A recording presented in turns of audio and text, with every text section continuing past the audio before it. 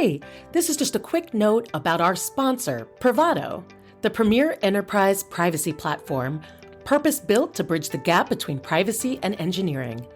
Its privacy code scanning solution embeds privacy compliance and governance into the product development lifecycle and empowers privacy and security teams with unparalleled visibility of sensitive data flows and the insights to find and fix privacy vulnerabilities. You can leverage Privado's data flows, dynamic data mapping, privacy assessment automation, and real-time visibility of privacy issues. Enter the era of proactive privacy and transform privacy from business blocker to business enabler. To learn more, go to privado.ai. You really need to make sure that if your privacy red team finds something, that you have total leadership buy-in and they're going to make sure it gets fixed. I think that's the politics, the funding of it are so crucial to a successful privacy red team. Hello, I am Debra J. Farber.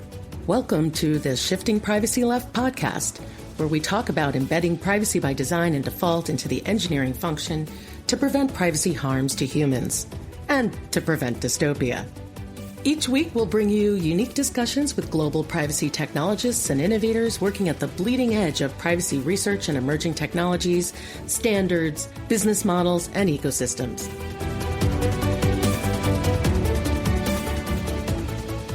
Welcome, everyone, to Shifting Privacy Left. I'm your host and resident privacy guru, Debra J. Farber. Today, I'm delighted to welcome my next guest, Rebecca Balebako, founder of Balebako Privacy Engineer, where she enables data-driven organizations to build the privacy features that their customers love. She has over 15 years of experience in privacy engineering, research, and education, with a PhD in engineering and public policy from Carnegie Mellon University, a master's in software engineering from Harvard University as well. And her privacy research papers have been cited over 2,000 times.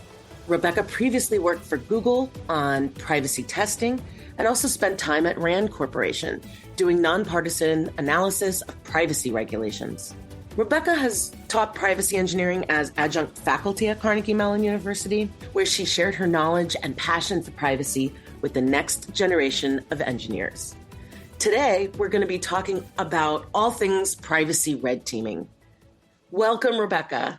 Thank you so much. I'm excited to be here. Yeah, I'm excited to have you here. Red teaming is definitely something that's, I guess, near and dear to my heart as a privacy professional, because my other half, he's a pen tester, red teamer, works in bug bounty and, offensive security stuff. So I don't know, we're going to talk about privacy red teaming today, but there's tangents with security. So it's a topic that I'm excited about. Yeah, me too. So why don't we kick it off where you tell us a little bit about yourself, and as an engineer, how did you get interested in privacy and what led you to found Balebako Privacy Engineer? I was a software engineer for about a decade, and I really got to the point where just coding wasn't cutting it for me. I wanted to work on something that was more at the intersection of policy or humanities and really delved into what society wants and needs.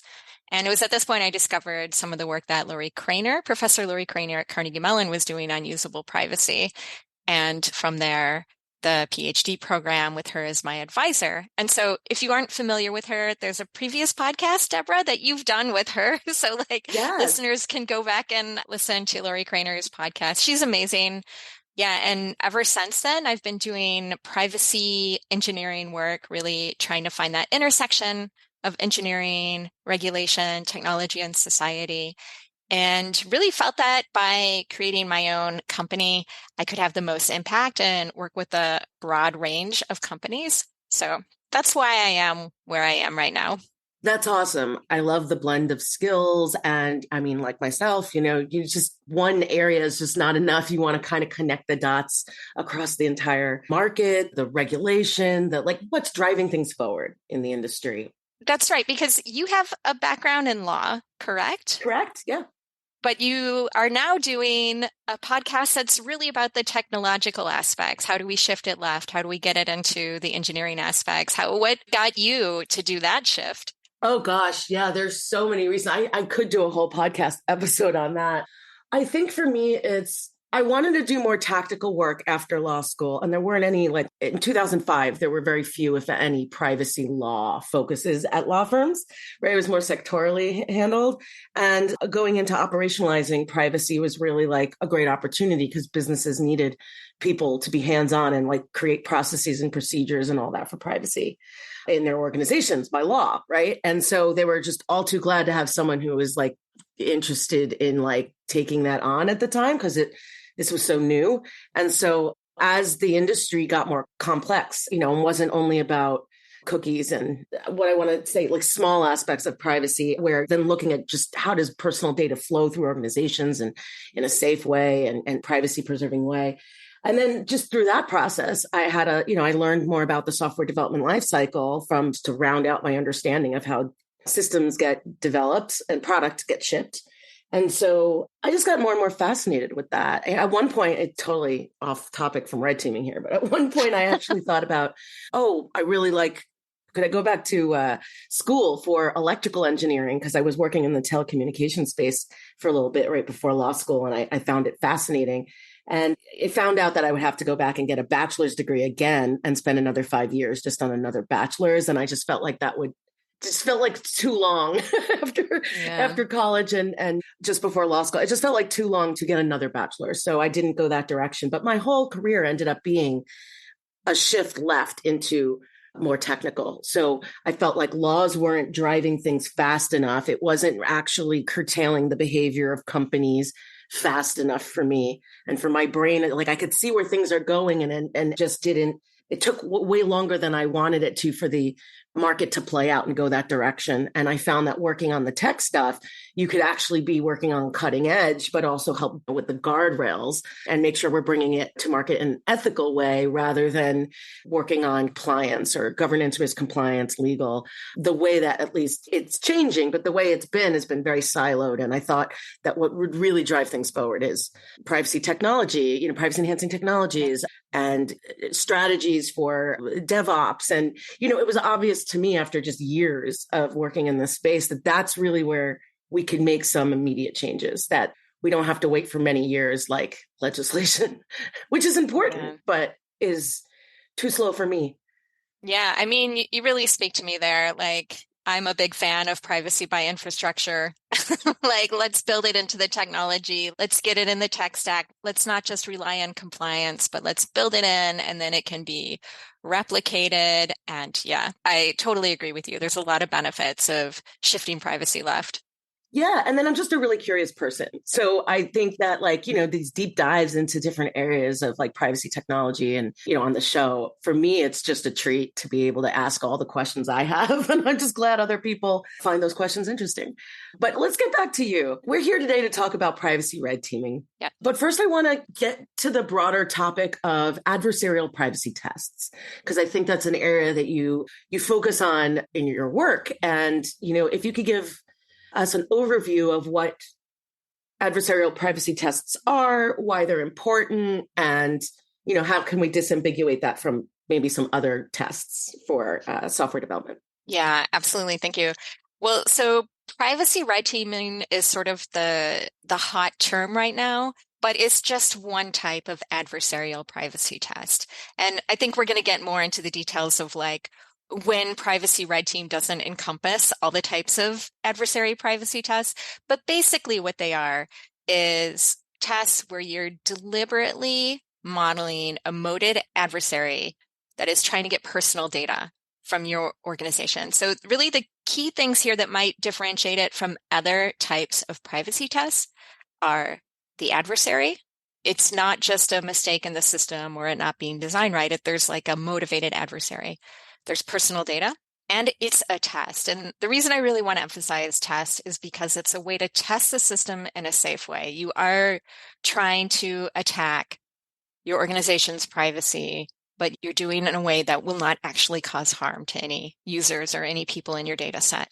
Yeah. So adversary, you're thinking through what is someone going to try and do that would be bad to the people who are in my data set, and how are they going to do it with that data? And then you're actually trying to run that test and find out if it's possible. That's like a broad definition of adversarial privacy tests. And I think if we keep adversary, personal data, and tests all in mind, it's going to help us differentiate it from a lot of other types of testing and privacy versus security and so on.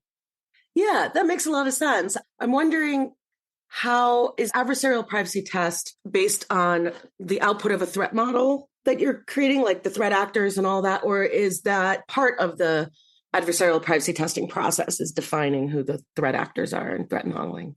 So I've seen it work both ways, where I've seen organizations who have the threat model already, and then they realize, oh, we probably need to do some specific adversarial privacy testing.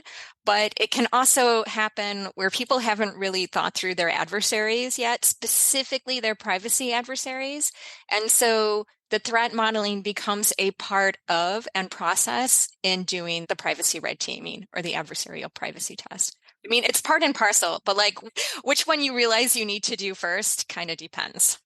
Okay, that makes sense. I would imagine that since this is still a relatively new concept in organizations, that best practices in setting this up is still being determined. Oh, yeah. I mean, thanks for saying that, because I think it's really important to say that, like, there are not standards, and the various organizations that are doing privacy red teaming haven't really gotten together to define and document all of this. I mean, we're trying to move forward and create these clear processes, but it's not an old field with a lot of standards and processes already. Which also makes it an opportunity. Exactly. Right? Yeah, exactly. Okay, so then we talked about adversarial privacy tests. How would you define a privacy red team? So privacy red team is one particular type of adversarial privacy test. And with a privacy red team test, you're going to have a very specific scope, a specific adversary, and a goal in mind. A privacy red team will try to test your incident management, your defenses, and run through an entire scenario to hit a target. A red team attack should partially test your data breach playbook. It should partially test whether your incident management sees this potential attack going on. And also, it's going to be different than a vulnerability scan, where a vulnerability scan might try a whole bunch of different things, whether or not it gets them to a specific goal. Whereas a privacy red team, much like security red team, you have a goal in mind and you want to do whatever it takes to get there. Can I re-identify the people in this data set? Can I figure out who the mayor of Boston is in this data set? You have this specific goal, and so you try to get there. That makes a lot of sense. So you just mentioned how privacy red teams kind of are similar to security red teams, kind of borrow the name from security. How are they different? Yeah, so there is a fair amount of overlap between privacy red teams and security red teams. I think one of the main differences are that, so there's a couple differences, but it's basically the motivation of the adversary might be different in a privacy threat model than in a security threat model. The adversary is specifically going to be looking at personal data, and they're going to take advantage of features that are working as intended. And we've seen this with some of the recent data breaches. But basically, features that are designed to share data, a privacy red team might take advantage of that, whereas the security red team might not consider that a vulnerability because it's working as intended. And of course, that really depends on the red team and their goals. I say this with like full respect for security experts, because there are so many system vulnerabilities and patches and so on going on that I think it's really hard for security experts to also keep in mind the sliver of vulnerabilities that are specific to privacy, or at least not all security experts have that training. And similarly, like not all privacy experts, I certainly don't have that level of skill to like recognize the latest security vulnerabilities and Windows patches that are needed. There's a slightly different skill set, and also this difference between the motivation and aiming for personal data and features that are working as intended. I want to underscore something that you just said, and that's the privacy red teaming is about personal data specifically. So that brings up a bunch of things that I know you've talked about on your blog. You're really talking about protecting the person's the information that is connected to a person as opposed to protecting a system or a network, right? And so those different goals are just so, it seems nuanced, but they're actually vastly different things that you want to protect. So you make a lot of sense in how security teams would be looking at things differently. And then, I just know from conversations with security folks, especially hackers, sometimes if they're not privacy knowledgeable, they kind of conflate privacy with confidentiality anyway, which is an aim of, you have a breach. So therefore you have a privacy breach of data. And that's what they think, mostly privacy is about, security for protecting from breaches. Stay with us. We'll be right back. Hello, loyal listeners. The Shifting Privacy Left podcast is seeking sponsors who want to help educate our growing community of privacy engineers. Position your brand in front of privacy engineers, architects, developers, researchers, and privacy tech buyers. Insert a 30 to 60 second ad like this one into every published episode of the podcast. This is dynamic content after all. Feature your new product, an upcoming conference, a sponsored special deal, endless opportunities. Email sponsorship@shiftingprivacyleft.com for more information on our sponsorship package. Okay, let's get back to our engaging privacy conversation.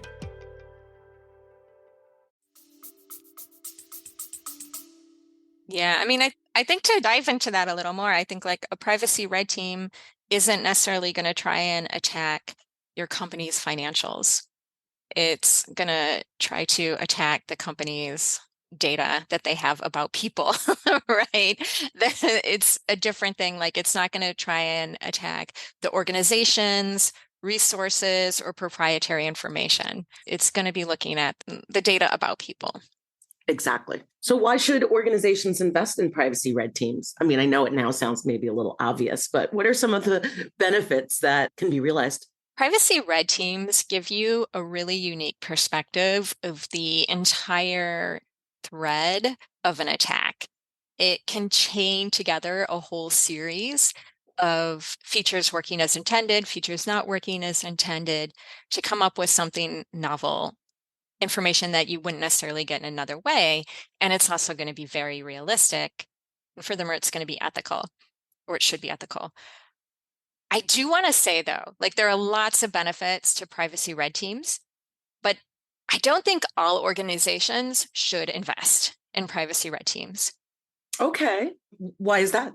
I think privacy red teams are useful for organizations that already have a pretty mature privacy organization.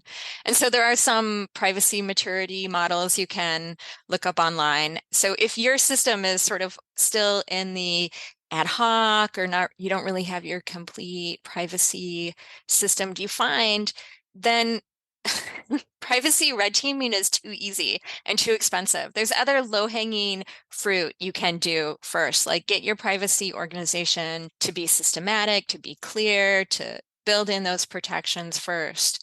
And then you should come back and test everything that you've put in place. So I think privacy red teams give you this incredibly realistic understanding of a chain of events. But you do have to have a pretty mature privacy organization in order to make that test worthwhile and useful. That makes a lot of sense.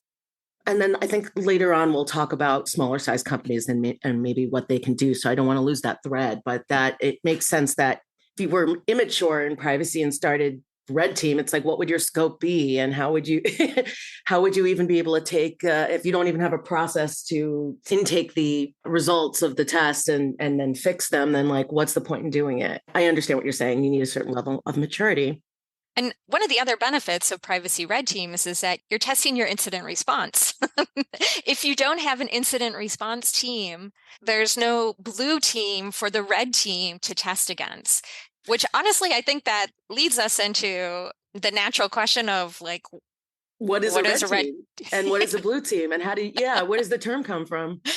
Yeah, so we are borrowing it from security, and I largely use privacy red teams based on the security world. But even before that, it was a military term where a military would have a red team. So people within that military pretend to be the enemy and pretend to attack their soldiers. So the red team would be the pretend bad guys, and the blue team would be the good guys. And it gives you a more realistic way of testing how does your blue team respond when it's being attacked. And so that's largely where the term red team comes from. And so this idea of like having an incident response team as your blue team is a really important part of the concept. And sort of the realistic attack, the adversary, it's all a very important part based on this historical meaning and use of the term. Yeah. And I read that it's red team because it was like in relation to like during the Cold War era in relation to Russia. Had you heard that? I have heard that. Yeah. Is that true? Or is this just like folklore? I mean, I don't have the sources on that, so it could be true. It sounds true, but I don't know. Okay. Well, just putting that thought out there to others, like that's an interesting factoid. It may or may not be true. So what exactly do privacy red teamers do? I mean, obviously we talked about the buckets of things, the outcomes we want from them, but like, what are the types of approaches they might take or some examples of what they actually might be coding up or doing? Yeah, there are three things. There's three steps to a privacy red team attack, and it's prepare, attack, and communicate. And the attack part in the middle gets the most hype. It sounds the most exciting and sexy and like, ooh, you're going to code up a way to get into the system, or you're going to re-identify the data that's already been supposedly de-identified. Those are the types of attacks you can do, but actually that's the smallest part of a privacy red team exercise. So first you have to prepare. And so that's defining the scope. Which adversary are you going to model? What are their motivations? What can they actually do? And you cannot leave that scope. And then you have to think through, how can we do this attack ethically? Because it could be real users. Are you actually going to create like a different database with a synthetic set of users to run the attack against? Like, what are you going to do to make sure that this attack provides the most benefit while causing the least harm? That's all in the preparation, and that takes time. Then you run your attack, and it could be like pretending to be an insider and re-identifying a database. It could be a bunch of different things. But then you have to communicate what the attack actually found. And you have to do this in a very clear way so that anyone reading it understands why they should care. And this can be hard. The communication has to be at both the very detailed level of like, here are the steps we took that created this chain where we were successful or not successful. And here is why you should care. This is why it's actually bad.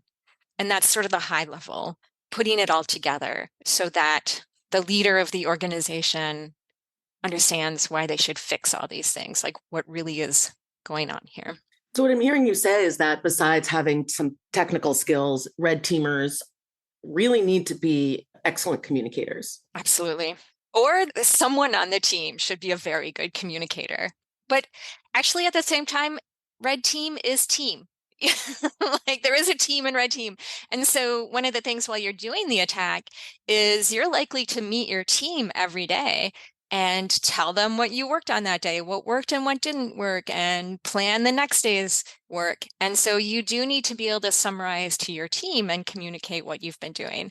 It's not really work that speaks for itself, right? So as opposed to like software engineering, where you write your code, it passes the test, people can look at it and they're like, oh yeah, you did great work. With red teaming, you really have to be able to communicate it. Yeah, because the decisions will be made, it sounds like, based on that communication. Yeah, how convincing you are. Right. Well, then that brings me up to the next question, which, I'd love for you to unpack this for us. How leveraging a red team is different from other privacy tests, like conducting a vulnerability analysis, for instance, or managing a bug bounty program, where I know it's also important to have good communication skills. Yeah, absolutely. And I mean, I think the reason we're focusing on red teaming is because it's kind of a hot term right now and people are wondering what it is, and some companies are hiring for it, but like it doesn't necessarily mean that a privacy red team is the right thing for your organization. Like a vulnerability analysis is also a really great way to do privacy testing. And so what a vulnerability analysis will do is perhaps look at an entire product or feature and scan through all the potential things that could be wrong from a privacy perspective. So imagine there's like a whole bunch of doors, and a vulnerability analysis, you're going to go try to open each one of them. And then at the end, you're going to have a list of all the doors that could be opened. Whereas in a privacy red team attack, as soon as you can open a door and get in, you're going to use it to go continue with the attack to get to your goal. So you might not necessarily do the same scan of trying to open all the doors. You might notice, hey, that door looked like it would probably be easy to open, but we didn't actually test it. It's a little bit different in terms of scope.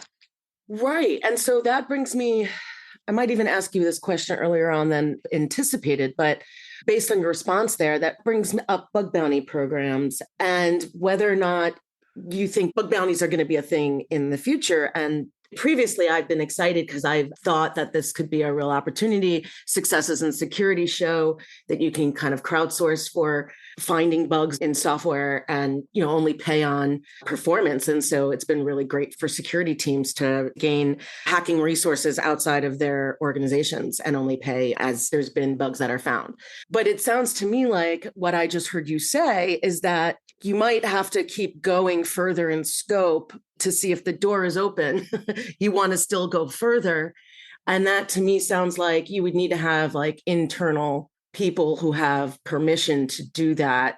And that you might want to keep that within your organization and not have external hackers try to find privacy or penetrate that deeply. Yeah, so I think it's going to really depend on your organization and their goals. And I think there are some hurdles in the privacy community, some problems that not problems, opportunities for us to solve before we're going to see successful privacy bug bounties.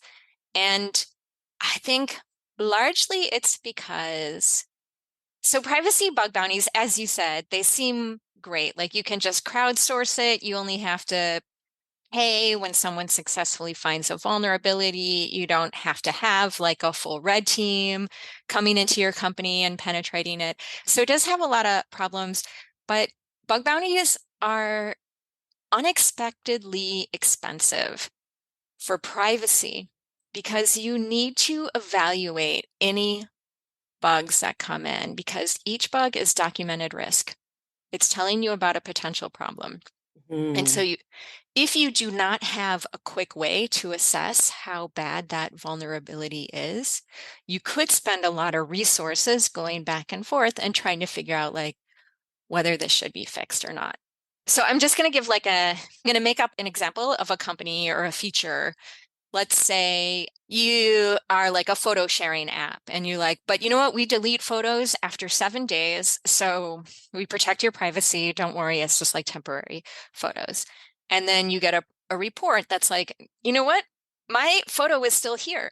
So you didn't delete it in 7 days. And then the company has to go look at it. And they're like, well, actually, you saved it to your favorites. And so when you do that, we assume that you want it retained for longer. And the user's like, well, I know I can delete it myself if I save it, but so then you start this back and forth of like, was it a communication thing? Was it a feature thing? It can be really hard for something like that. Like the company built the feature assuming that like if you save it to your favorites, then you don't want it automatically deleted. The customer assumed that it was going to be automatically deleted. It's not really clear whether the company should sort of like jump up and stop all its other product work and fix that privacy issue. Right. Or how to fix it. So the security community has security vulnerability scoring system. And people argue about it. They don't all love it, but at least they have it. And the community has more or less agreed on it. And we don't really have a privacy bug vulnerability score. And so that's an opportunity for the community to get together and develop some standards around that. Because once we have that, then companies can more quickly, if they were to have a privacy bug bounty, they could more quickly use these standards that are agreed upon and assess like how bad is this vulnerability and then make a decision. Otherwise, they're just sitting on risk. And it takes a lot of work to say whether they're going to work on it or not. Like, you don't even know the size of it, because how do you assess the size of the risk? So that makes it tough. Yeah. What work needs to happen in the industry or within companies in order for bug bounties to be realistic then? Is it just having standards? That would be, I mean, obviously that'd be a huge, I don't want to say just, like, obviously that's a huge step forward, but would that be the main hurdle, or are there some others? There's some other hurdles because privacy has grown a lot from legal. It has, and, it's true. and it sometimes has how do I put this? You're the lawyer, the risk-averse nature to documenting potential problems. Yes. Whereas the security community, the engineering community is much more like, write down the problem, document it, and then we can decide where to fix it. I think when we're sort of saying, don't write down the problems, I don't even want to know the problems. If that's the culture that exists, I'm not trying to blame on lawyers, right? But it's just a different culture. It's a fine culture, but it doesn't really work for a privacy bug bounty. It's a risk-based culture that doesn't scale well to engineering. It's just a different culture. And if that's where your organization is, it's going to be really hard to overcome those antibodies to make a privacy bug bounty effective. That's fascinating. You've given me a lot to think about, but I think that makes a lot of sense. Okay, let's get away from bug bounties for a little bit and get back to red teaming. What are some examples of, I don't know, like breaches that might have been prevented by adversarial privacy testing, either in terms of red teaming or vulnerability scans, or privacy related, obviously? Yeah, I think anytime you see something in the news that seems like a privacy leak, but the company's actually saying, oh, we haven't detected a security data breach, then it's probably something where a privacy red team would have identified. Oh, I have an example, I think. Have you Yeah. heard about the recent 23andMe security incident where they found that a list of Ashkenazi Jews, and I think also a list of, it was a credential stuffing attack, but a list of Ashkenazi Jews and a list of Chinese users, I believe, and all of their connected trees and relatives if you've shared with other people, then they were able to, in this credential stuffing attack, be able to, get a list of all those users, their email addresses, their, whatnot. But then 23andMe just, was like, oh, well, an incident was detected, but whatever, it wasn't us, we didn't suffer a breach. And it was very focused on the legal definition of a breach. I am an Ashkenazi Jew. So for me, this was, and what's going on in the Middle East right now, this is actually kind of scary to know that even though I wasn't affected in the attack itself, people I was connected to on 23andMe were, and therefore I've been alerted by 23andMe that my info has been exposed, right? But they're like, it's not our breach. We didn't do it. You might be affected. This was their communication. Yeah. So a privacy red team might have been able to surface a risk like that. So before I talk about like the technical aspects of that, I just want to say like that particular incident makes me so sad. I mean, as you said, there's anti-Semitism, which is horrible. There are the events going on. I mean, it's October 2023 for anyone who listens to this podcast later. Anyone who just even saw the headlines that like, oh, lists of different ethnicities are available, of Jewish people are available on the dark web. That's already scary. People feel scared. Yeah, that's like Hitler would love a list like that, Yeah, and the emotions are there. And 23andMe has kind of like missed the boat on like acknowledging that there's real fear here. So I just want to acknowledge sort of that emotional aspect of it. So, and now I'm going to talk a little bit about sort of the technical aspects. So between you and me, let's call it a breach, even if they don't. So exactly. It's a breach of trust. It's a breach that I have with 23andMe. After all the representations they've made over the years of how they keep genetic data separately from that can't be breached because they keep it completely separately from your identity and all this, and then blames the user, right? Like, oh, don't do credential stuffing. It's like, I didn't. I changed my passwords. Not don't do credential stuffing, but use strong passwords and don't reuse them on the web, right?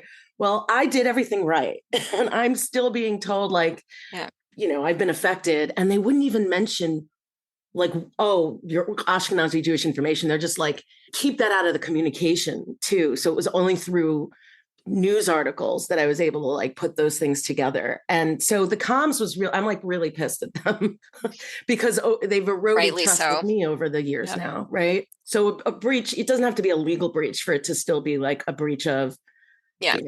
trust. And so I think one of the reasons a privacy red team may have caught this, where potentially a security team may not, is it's this combination of the credential stuffing as well as using a feature as intended. So it has a find people with similar DNA to me. Yeah, I mean, so that's how people are finding about their like half brothers and sisters that they didn't know about it. So there's like all sorts of interesting privacy implications of that feature, but that feature is working as intended. So it's a combination with the credential stuffing. Right. And so I think anytime you have an organization that doesn't match their authorization and authentication strength to the sensitivity of the data, which is what you have here, right? Like it's just a username and password, and it's super sensitive information about vulnerable populations. It's super scary to see that it's on the dark web. There was a mismatch between that design in the company, and I think they didn't think about it because, hey, the feature is working as intended, or as you said, they're blaming the user, like, oh, your password wasn't strong enough. To that point, they made two-factor authentication optional. And, I guess in many ways, there might have been a discussion and go, oh, well, let's give it the user the option. This way they're not forced to go through a gating process that takes away from the design and makes it harder to like use, right? You want usable products. So don't give users too many, hurdles to log in kind of perspective. Like, let's give them the option if they want more security on their account, right? But you could see here how that, like, I'm just kind of almost a bystander here and I'm affected. Yeah. So there was some more threat modeling that needed to be done for privacy. And if they made that mandatory, perhaps that would have been a better control to have in place instead of leaving it to the user to assess the risk for themselves and determine, given how sensitive the data is, whether or not they want to use 2FA. I know I just kind of threw this example at you. It's a real example. It's a good one. I mean, good in terms of like it's illustrative highlights. Yeah. Yeah. But it is so sad. It just, yeah. It makes me angry, obviously because I'm like affected too, but it makes me angry in that they didn't think that feature there. It seems to me that anything that's not the genetic data itself, like the actual genetic data, that they classified it as super sensitive or whatever, and have done all of the infrastructure implementation on that, but that they just kind of like left the door wide open on certain other areas, like the Jewish people, for instance, being both an ethnicity and a religion, and just not thinking about it in those terms. Yeah. Where now our ethnicity has been added to a list somewhere on the dark web with all our data. So, that's scary. Debra, actually, I had to look up when I heard about this breach what Ashkenazi is. If you want to explain to listeners a little bit. Oh, yeah. Yeah, thank you for that, because I'm making assumptions that people know what I'm talking about. Yeah, so the Jewish people, there's usually, I think there's 3 types, maybe there's 4, but there's 3 that I know of like ethnically, like in our DNA, mitochondrial DNA, going back to Jewish mitochondrial women that are its own ethnic groups that have like actual DNA lineage that are different from other people. And so you could track the lineage of the different Jewish people based on this. Ashkenazi Jews are the ones during the diaspora that kind of came into Europe and have lighter skin as a result of many years in Europe and maybe intermarriage and whatnot. But those who are, there's other groups that are more Middle Eastern and have always, stayed there or have gone through Spain and darker features. And so that's Sephardic and Mizrahi. And a lot of the Mizrahi Jews, I believe, I actually don't really know many because many still live in the Middle East. But then I think there might be a 4th group that's smaller that I don't know, but I think Ashkenazis is one of the largest groups. So most of the Jews from Eastern Europe or they've sprawled around to all those countries were Ashkenazi. So am I. But so I know plenty of Persian Jews. They're typically Sephardic and just slightly different religious customs as well that have followed the fact that they have lived all across the world, right? And so regionally, there's some cultural differences to these groups, but in terms of lineage, you could trace each of these groups back to, like I said, long lineage of Jewish people over hundreds of years, thousands of years. Yeah, thank you. Thank you for explaining that, because I think if we maybe even take it up a level, anytime your database reveals groups of vulnerable populations, and I will include Ashkenazi Jews in those vulnerable populations because there is so much anti-Semitism, but it could also be like identifying Black churches in the US or whatever. Like anytime your database lets you figure out and identify these people who are historically more likely to have violence or disproportionate harm, you have to start thinking about adversarial privacy. You have to think about motivated adversaries who are going to try to cause harm to people. And how can you protect them? And then thinking of privacy harms, right? I mean, that's the other thing. It's like you're not necessarily thinking about the confidentiality, integrity, and availability of systems here, right? Instead, you're thinking about surveillance. Well, people feel, we've invaded their privacy because we know too much about them, or because, all of the different solo of privacy harms should be thought about. Yeah, absolutely. So it's just a different outcome that you're focused on. Yeah. So there's a growing trend that I see in the privacy engineering space where big tech companies seem to be the first ones that are building and deploying privacy red teams. But they're also some of the most, let's say, notorious privacy violators in terms of like fines they've had and maybe some of their past approaches. So we're talking like Meta, TikTok, Apple, and Google all have privacy red teams, at least state that they're building in that space. So does this mean that privacy red teams are ineffective if it's like privacy violators that are using them, or does it or is it more that they are starting a great trend and they have the resources and this is making their practices more effective? I think we have to be very careful about the direction of causation here. It's probably because of those fines that many of these companies have more mature privacy organizations. Like, as I mentioned earlier, if you're still at the ad hoc stages of your privacy organization, privacy red team probably isn't right for you. But these companies that have faced regulatory scrutiny, they've been required to upgrade their systems. They're a more mature privacy organization, and that's when an organization should start thinking about privacy red teams.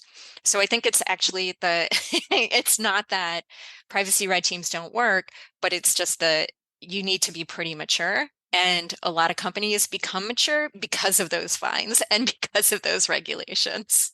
Awesome. Well, I'm not awesome, but that was a helpful response. I was going to ask you if there was a frugal way to set up a privacy red team in a smaller mid-sized org, but I guess for this purpose, let's also say not only is it small and mid-sized, but that it's got a mature privacy team. Maybe it's just not an enterprise. Like, how would a company go about if they don't have a lot of money, but they do have a mature privacy team that's smaller and mid-sized? How do you see that being implemented, or what are some best practices to think about? Yeah, I mean, there's a lot of other privacy testing that can come before privacy red teaming and add a lot of value. So if you have all that in place and you want to do privacy red teaming because there's adversaries out there and they're motivated to attack your data, one thing you can do is train some of your security folks in privacy. And then if they can push some chunk of their time into privacy, and if they can get that privacy mindset, that's a more affordable way to start something like adversarial privacy testing. I think other types of privacy tests I would recommend first. And so, for example, like I know Bravado is the sponsor of this podcast, and they have the static analysis of your code and they can give you results. And that's just like the kind of constant monitoring and privacy testing that's not adversarial, but might be a really good first step. It might actually be cheaper than implementing a privacy red team. That makes sense too. If you need a privacy red team, but you don't have a lot of cash, then maybe think about training some security folks, or maybe if you have some privacy engineers, think about training them for adversarial privacy. So that actually brings up a really good point. Do you see privacy red teaming growing from upskilling security engineers or security red teamers more so, or taking technical privacy folks, privacy engineers, and turning them into red teamers? Like, or do you think it's a combination of both? So I think it's going to be a combination of both, and the teams should have a mix of skills. And also, I think there are way more red teaming and pen testing external consultants than there are companies that have that all in-house. Like, you don't need to grow it within your org. You can hire it externally, and then you can just have it done once a year or twice a year, as opposed to like the continually staffing a privacy red team. That makes sense. I do see it potentially growing more for sort of contract, part-time, external consultants, obviously who sign an NDA and obviously who work only in the scope, before I see a lot of in-house teams. That is interesting. Thank you. And then for engineering managers who are seeking to set up a privacy red team for the first time, like, what advice do you have for them to get started? When I talked about what is the actual work in a privacy red team, I mentioned that the first step is preparing. And even just to set up a red team, the first step is preparing. And you really need to have leadership engaged. You really need to make sure that if your privacy red team finds something, that you have total leadership buy-in, and they're going to make sure it gets fixed. I think that's the politics, the funding of it are so crucial to a successful privacy red team. And then when it comes to hiring, I would say look for a mix of privacy and security folks. And I also would include usable privacy, or people who have some experience thinking about sort of the usability perspective, the user side of things. So if a user gets a notice, or if they see a certain setting, are they going to understand it or use it in a certain way? That can be part of privacy red teaming. Oh, fascinating. And then what resources do you recommend for those who want to learn more about privacy red teaming? Well, thanks for asking.